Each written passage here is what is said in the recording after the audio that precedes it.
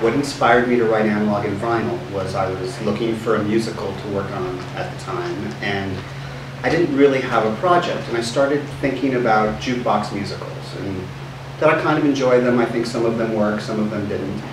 And I thought it would be like kind of an interesting challenge as if I was able to write one, but I don't actually own the catalog of any famous songs. So I thought, what if I did a jukebox musical of my own songs?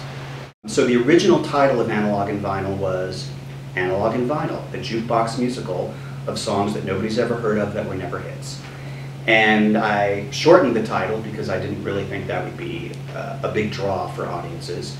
But the fun of it was really taking my own songs, trying them out in a story. Some of them worked, some of them didn't.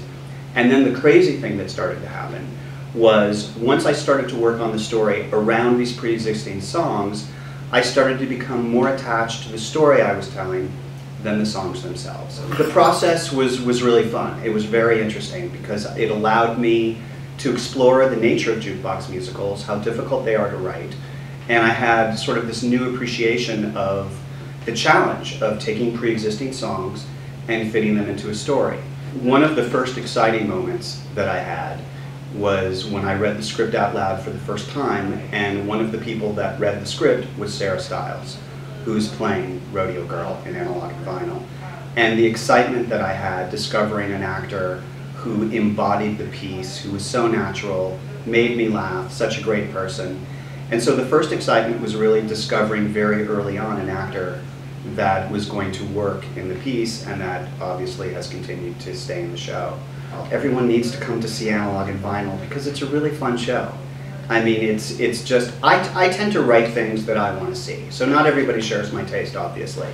But what appealed to me about the show was its irreverence, its sort of uplifting spirit, but interesting take on the vinyl and analog world. I mean, anybody who's ever had a record collection of vinyl and analog records will get something from the show. But even if you don't, I mean, even if that's not your thing, I think everybody relates to what the piece is saying and what it's asking of its audience. And I don't want to give too much away, but I really think that it speaks to that part of ourselves that still wants to see things that are tangible, that still wants to connect. So I think the show allows us to get a glimpse into that world, to have an appreciation of art in a particular way that maybe you didn't 5 minutes before you walked into the theater. But mostly, I think people will have a really good time if they see the show.